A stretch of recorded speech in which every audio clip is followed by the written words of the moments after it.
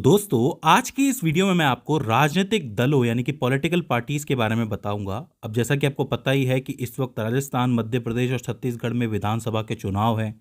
वहीं साल 2024 के अंदर लोकसभा का चुनाव है। तो चुनाव के इस सीज़न में राजनीतिक पार्टियों के बारे में जान लेना एक बहुत अच्छी बात है, क्योंकि इससे सीधे सीधे प्रश्न बनते हैं जो आपके एग्जाम्स में आपको देखने को मिल जाएंगे। मैं कोशिश करूंगा कि इससे जुड़ी हुई बेसिक से बेसिक जानकारी मैं आपको दे सकूं और साथ ही नई से नई जानकारी मैं आपको दे सकूं। दोस्तों, आज की इस वीडियो में हम ये समझने की कोशिश करेंगे कि एक राजनीतिक दल होता क्या है, सरकार में इसकी क्या भूमिका होती है, लोगों पर इसका क्या प्रभाव पड़ता है, इन दलों के क्या क्या कार्य होते हैं और साथ ही भारत में इस वक्त कितने तरीके के राजनीतिक दल हैं। तो आज इन्हीं सब प्रश्नों की हम चर्चा करेंगे। तो आपका काम ये है कि आप नोट्स ठीक तरीके से लिखें और ज़्यादा देर ना करते हुए हम शुरू करते हैं। तो देखो, सबसे पहला सवाल ये होता है कि राजनीतिक दल होता क्या है। तो देखो, मैं आपको बता दूं कि ये लोगों का एक ग्रुप होता है, एक समूह होता है, एक संगठन होता है। अब आप ये कहेंगे कि हमारे स्कूलों में, कॉलेजों में भी लोगों के, बच्चों के बहुत से समूह होते हैं, ग्रुप होते हैं। तो क्या सबके सब राजनीतिक दल हैं? तो मैं कहूँगा नहीं। इनके समूह में और आपके समूह में फ़र्क ये है कि ये लोग समाज में एक तरीके का बदलाव लाना चाहते हैं और उस बदलाव को लाने के लिए इनके पास ताकत ज़रूरी होती है, मतलब इनको ताकत चाहिए होती है और वो ताकत इन्हें सत्ता से ही मिल सकती है। तो ऐसे में सत्ता हासिल करने के लिए ये लोग चुनाव लड़ते हैं और यही कारण है कि इनको राजनीतिक दल कहा जाता है, क्योंकि ये राजनीतिक सत्ता हासिल करना चाहते हैं। अब देखो, एक राजनीतिक दल के लिए सबसे ज़रूरी चीज़ होती है एक नज़रिया, एक विचारधारा, एक दृष्टिकोण। अब देखो, अगर आपको एक समूह बनाना है, एक ग्रुप बनाना है, राजनीतिक दल बनाना है, तो उसके जितने भी लोग हैं वो अगर एक ही दिशा में सोचेंगे तब कहीं जा कर के वो अपना ग्रुप सक्षम बना पाएंगे, ताकतवर बना पाएंगे। तो मतलब एक विचारधारा को फॉलो करने वाला राजनीतिक दल एक विचारधारा की लड़ाई लड़ता है और चुनाव लड़ता है और अपनी सरकार बनाता है। तो आप राजनीतिक दल की एक परिभाषा दे सकते हो कि राजनीतिक दल वे स्वैच्छिक संगठन अथवा लोगों के संगठित समूह होते हैं जो समान दृष्टिकोण रखते हैं और जो संविधान के प्रावधानों के अनुरूप राष्ट्र को आगे बढ़ाने के लिए राजनीतिक शक्ति प्राप्त करने की कोशिश करते हैं। अब देखो, इस परिभाषा से क्लियर हो रहा है कि बहुत सारे लोग हैं जिनका एक ही नजरिया है, एक ही दृष्टिकोण है, इसीलिए वो अपनी इच्छा से एकत्रित हुए हैं, उन्होंने एक संगठन बनाया है और वो सत्ता हासिल करने की कोशिश कर रहे हैं। अब यहाँ ध्यान देने वाली बात यह है कि ये जो पूरा राजनीतिक दल है ये संवैधानिक प्रावधानों के हिसाब से चलेगा। मतलब अगर इन्हें सत्ता मिली है तो संविधान ने इन्हें दी है और उसी के प्रावधानों के हिसाब से इन्हें सत्ता चलानी होगी। तो यहाँ पे संवैधानिक प्रावधान बहुत ज़रूरी हो जाते हैं। अब देखिए, यहाँ पे बहुत ज़रूरी बात नोट करने वाली ये है कि मैंने कहा कि विचारधारा के हिसाब से ही लोग इकट्ठा होते हैं और राजनीतिक दल बनते हैं। इसी तरीके से हमारे देश में 140 करोड़ लोग हैं, सबकी अपनी अपनी विचारधाराएं हैं। इनमें से बहुत से लोग होंगे जो एक ही दिशा में सोचते होंगे और कुछ अलग लोग होंगे जो अलग दिशा में सोचते होंगे। तो जितने तरीके की विचारधाराएं होती हैं उसी के हिसाब से राजनीतिक दल बनते हैं। याद रखिए कि लोगों की वजह से राजनीतिक दल बने हैं, राजनीतिक दल की वजह से लोग नहीं हैं। ठीक है, तो कहीं ना कहीं ये विचारधारा उठती तो पब्लिक से ही है। अब अगर कुछ लोग हैं जो थोड़े से सांप्रदायिक हो जाते हैं तो उनकी सांप्रदायिकता का फायदा राजनीतिक दल उठाते हैं। वो ये सोचते हैं कि हम सांप्रदायिकता को ही अपना मुद्दा बना लें तो ये लोग अपने आप हमको सपोर्ट करेंगे। तो ऐसे में विचारधाराओं का फायदा जो है ये राजनीतिक दल उठाते हैं और इसी वजह से हमारे पूरे समाज का एक राजनीतिक विभाजन भी हो रखा है। अब जैसे मैंने यहाँ कहा कि कुछ लोग धर्मनिरपेक्ष भी होते हैं, कुछ सांप्रदायिक भी होते हैं, कुछ दलित हितों के लिए होते हैं, कुछ अल्पसंख्यकों के लिए होते हैं। तो अलग अलग विचारधाराएं हैं, इनके हिसाब से अलग अलग पार्टियां भी बनी हुई है, अलग अलग राजनीतिक दल भी बने हुए हैं। अब एक राजनीतिक दल के 3 प्रमुख अवयव होते हैं, या यूँ कह लो कि 3 प्रमुख एलिमेंट्स होते हैं। सबसे पहले होता है ऊपर नेता, उसके बाद आते हैं सक्रिय सदस्य और उसके बाद आते हैं उसके अनुयायी। नेता का मतलब ये है कि हर पार्टी के अंदर एक प्रमुख चेहरा जरूर होता है। जैसे कि बीजेपी है, बीजेपी का प्रमुख चेहरा कौन है? नरेंद्र मोदी जी हैं। कांग्रेस पार्टी जो है उसके अंदर प्रमुख चेहरा राहुल गांधी जी हैं। इसके अलावा बहुजन समाज पार्टी के अंदर मायावती जी हैं, समाजवादी पार्टी के अंदर अखिलेश यादव जी हैं। इसी तरीके से कई सारी पार्टीज होती हैं जिनके एक प्रमुख चेहरा होता है, जिनको देख के जनता जो है वोट देती है। तो ऐसे में सबसे प्रमुख हो जाता है नेता। उसके बाद आते हैं इनके सक्रिय सदस्य, एक तरीके से आप इनको कार्यकर्ता भी कह सकते हो। होता यह है कि बहुत सारे ऐसे लोग होते हैं जो इन राजनीतिक दलों की विचारधाराओं से बहुत ज़्यादा प्रभावित होते हैं और वो अपने आप को रजिस्टर्ड करवा लेते हैं इस पार्टी के सदस्य के रूप में, कार्यकर्ता के रूप में। तो ये इन पार्टियों का प्रचार प्रसार करते हैं सिर्फ इस आशा के अंदर कि आगे चल के कहीं ना कहीं मुझे भी लीडर बनने का मौका मिलेगा और मैं इस पार्टी का एक बड़ा नेता बन जाऊंगा। याद रखिए, आपको 2 चीज़ें याद रखनी है कि राजनीतिक दलों के अंदर जितने भी सक्रिय सदस्य होते हैं उसमें से पहला तो वो है कि उनको एक लालच होती है कि वो आगे चल के एक बड़े लीडर बनेंगे, और दूसरा चीज़ ये होती है कि वो एक्सट्रीमिस्ट होते हैं उस विचारधारा के अंदर। एक बात आपको याद रखनी पड़ेगी कि हर एक पार्टी के सदस्य एक्सट्रीमिस्ट होते ही हैं। बिना इन एक्सट्रीमिस्ट लोगों के एक विचारधारा आगे नहीं बढ़ सकती। ज़रा सोच के देखिए कि किसी पार्टी का एक मुद्दा है तो उसको भड़काने के लिए कोई एक एक्सट्रीमिस्ट चाहिए होता है। इसी तरीके से हर पार्टी के अंदर एक्सट्रीमिज्म है। बिना एक्सट्रीमिज्म के पार्टी की विचारधारा आगे बढ़ ही नहीं सकती। और इसके बाद आते हैं उसके अनुयायी यानी कि फॉलोअर्स। अब ये जो लोग होते हैं ये नॉर्मल लोग होते हैं, लेकिन ये अपनी विचारधारा क्लियर रख के चलते हैं। आपके आसपास कई सारे ऐसे लोग होंगे जो बीजेपी को सपोर्ट करते हैं, कांग्रेस को सपोर्ट करते हैं, आम आदमी पार्टी को सपोर्ट करते हैं, या फिर किसी और पार्टी को सपोर्ट करते हैं। तो जब आप उन पार्टियों के बारे में कुछ उल्टा सीधा बोलते होंगे तो कहीं ना कहीं वो उन पार्टीज़ को डिफेंड करने आ जाते होंगे। तो वो उनके फॉलोवर्स होते हैं कि नहीं, आप इसके बारे में मत बोलिए। ऐसे लोग आपने बहुत देखे होंगे। तो होता है, तो इन्हें आप अनुयायी कहते हो या फिर फॉलोवर्स कहते हो इनके। तो ये जो तीनों अवयव होते हैं ये कहीं ना कहीं किसी भी पार्टी के भविष्य के लिए बहुत ज़रूरी होते हैं। आप सोच के देखिए, जिस पार्टी के फॉलोवर्स जितने ज़्यादा होंगे उसके जीतने के चांस भी उतने ज़्यादा होंगे। अब फॉलोवर्स ज़्यादा कैसे होंगे? जब उसकी विचारधारा ठीक रूप से लोगों तक पहुँचेगी। अगर कोई पार्टी है वो अपनी विचारधारा लोगों तक नहीं पहुँचा पा रही है तो कहीं ना कहीं लोग उसको सपोर्ट नहीं करेंगे, मतलब लोगों तक उनकी बात पहुँचेगी ही नहीं। तो इस तरीके से अपनी विचारधारा फैलाना इन पार्टीज़ के लिए बहुत ज़रूरी हो जाता है। तो ये तीनों अवयव भविष्य डिसाइड करते हैं। अब इसके बाद हम लोग बात करते हैं कि किसी राजनीतिक दल के कार्य क्या क्या होते हैं। तो देखो, ये कार्य बहुत आसान है याद करने में। सबसे पहला कार्य होता है चुनाव लड़ना।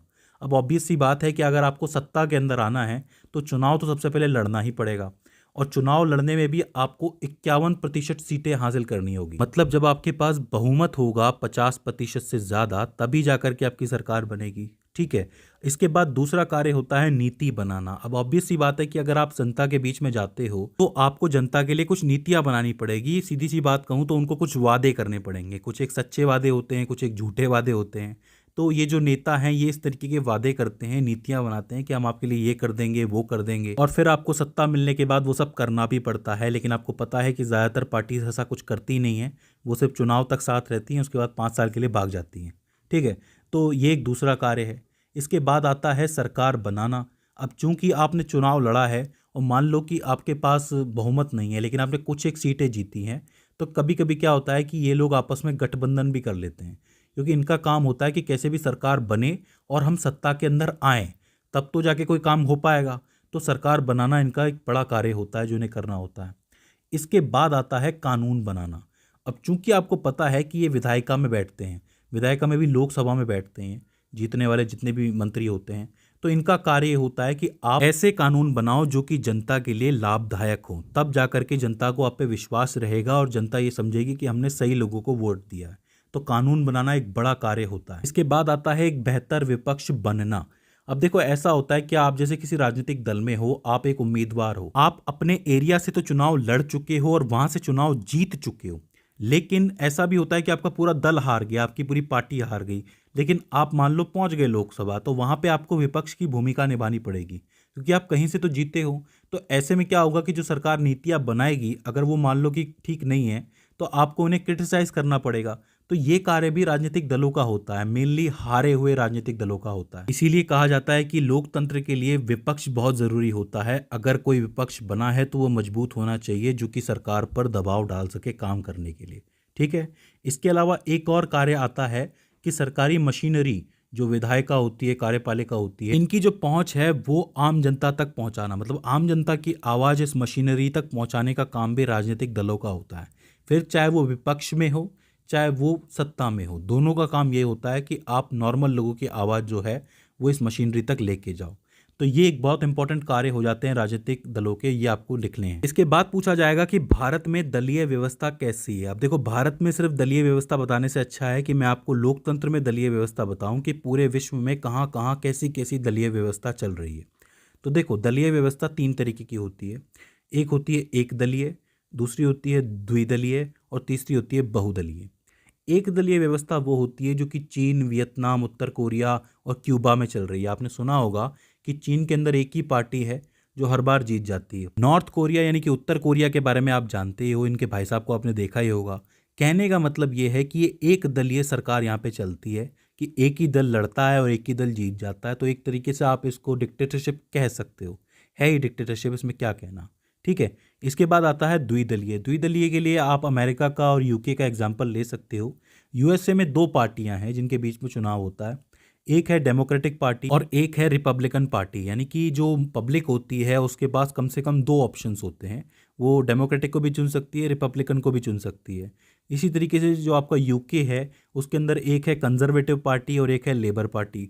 तो वहाँ पे भी कम से कम दो ऑप्शंस है, तो वहाँ पे लोकतंत्र जिंदा है, लोकतंत्र वहाँ पे है। इसी तरीके से तीसरी व्यवस्था होती है बहुदलीय व्यवस्था, यानी कि यहाँ पे कितने भी दल आ सकते हैं, कितने भी राजनीतिक दल हो सकते हैं। और इसका एक अच्छा खासा उदाहरण है भारत, क्योंकि भारत के अंदर कई तरीके के दल हैं। बीजेपी है, कांग्रेस है, आम आदमी पार्टी है, और यहाँ तक कि राज्य स्तर पे भी पार्टियां हैं, समाजवादी पार्टी है। तो जितने ज़्यादा दल उतने ज़्यादा ऑप्शंस। लेकिन यहाँ पे ऑप्शंस का फ़ायदा इसलिए नहीं है क्योंकि हर पार्टी एक जैसी है यहाँ पे। मतलब यहाँ पे आपको पता है कि थोड़े समय के बाद पार्टी का जो मकसद होता है सिर्फ पैसा कमाना होता है। तो ऐसे में हम लोग इसको कह नहीं सकते कि ये बहुदलीय का कोई फायदा हो रहा है आम पब्लिक को। तो ये है दलीय व्यवस्थाएं। आई होप आपको समझ में आई हूँ। इसके बाद हम बात करते हैं कि राजनीतिक दलों के प्रकार कौन कौन से हैं भारत में मुख्यतः। अब देखिए, यूँ तो दो तीन चार प्रकार की पार्टियां होती हैं, लेकिन मेनली दो तरीके की पार्टी होती है। एक होती है राष्ट्रीय स्तर की पार्टी और एक होती है आपकी राज्य स्तर की पार्टी। राष्ट्रीय स्तर की पार्टी वो होती है जिसके पास कम से कम चार राज्यों के अंदर लोकसभा के 6% वोट हो। मतलब एक ऐसी पार्टी है जिसका वर्चस्व या फिर जिसका प्रभाव कम से कम चार राज्यों में या उससे अधिक राज्यों में है और उसके पास 6% वोट है। ऐसी पार्टी को चुनाव आयोग एक राष्ट्रीय स्तर की पार्टी घोषित कर देता है। अभी अगर वर्तमान की आप बात करोगे तो वर्तमान में 6 ऐसी पार्टियां हैं जिनके पास ये दर्जा है। उसके अंदर बीजेपी है, कांग्रेस है, नेशनल पीपल्स पार्टी है, भारतीय कम्युनिस्ट पार्टी मार्क्सवादी है, इसके अलावा आम आदमी पार्टी है और बहुजन समाज पार्टी है।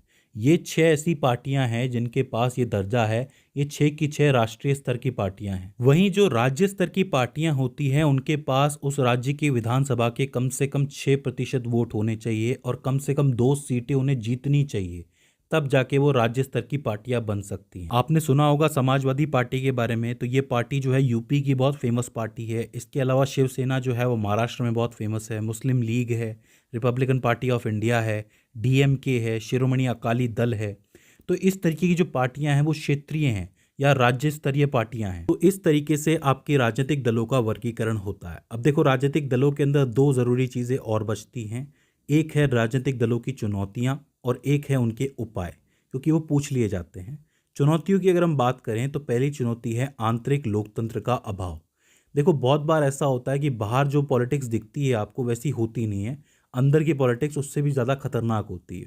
जैसे कोई पार्टी है, उस पार्टी के अंदर भी लीडर्स होते हैं, तो उनके अंदर भी खींचातानी चलती रहती है कि कौन सीट पे बैठेगा, कौन नहीं बैठेगा। तो इस तरीके से अंदर क्या है, लोकतंत्र की एक कमी हो जाती है और बात उसी की मानी जाती है जिसका प्रभाव ज़्यादा हो। मतलब जो ज़्यादा बड़ा नेता है उसी की बात मानी जाती है। इसके अलावा एक चुनौती होती है विकल्पहीनता। कभी कभी क्या होता है ना कि राजनीतिक दलों के पास चेहरा नहीं होता है कि किस चेहरे पे आप चुनाव लड़ रहे हैं। तो ऐसे में जो लोग हैं उनके लिए विकल्पहीनता हो जाती है कि हम चुने किसको, किस पे भरोसा करें। इसके अलावा तीसरी चुनौती है असामाजिक और अपराधी तत्वों का प्रभाव। आपको पता है कि चुनाव के टाइम पे ऐसी चीज़ें होती हैं कि पैसे का प्रभाव दिखाया जाता है, असामाजिक तत्व आ जाते हैं, अपराधी आ जाते हैं।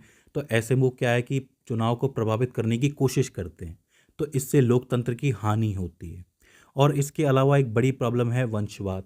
अब इसके बारे में तो आप जानते ही हैं कि नेता का बेटा नेता, उसका बेटा नेता। तो इसमें क्या होता है कि जो काबिल कैंडिडेट होता है वो पीछे रह जाता है। तो ये सारी चुनौतियां जो है वो राजनीतिक दलों के सामने होती हैं। रही बात इनके सुधारों के उपाय की, तो इनके लिए कुछ उपाय भी खोजे गए हैं। जैसे कि सबसे बड़ा उपाय था 52वां संविधान संशोधन।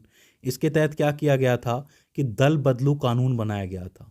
मैं आपको बता दूं कि इस संविधान संशोधन से पहले होता ये था कि जैसे किसी पार्टी का कोई मेंबर है, वो चुनाव जीत जाता है लेकिन उसकी पार्टी हार जाती है, तो वो दल बदल देता था और मान लो दूसरी पार्टी के साथ चला जाता था जो जीत रही होती थी।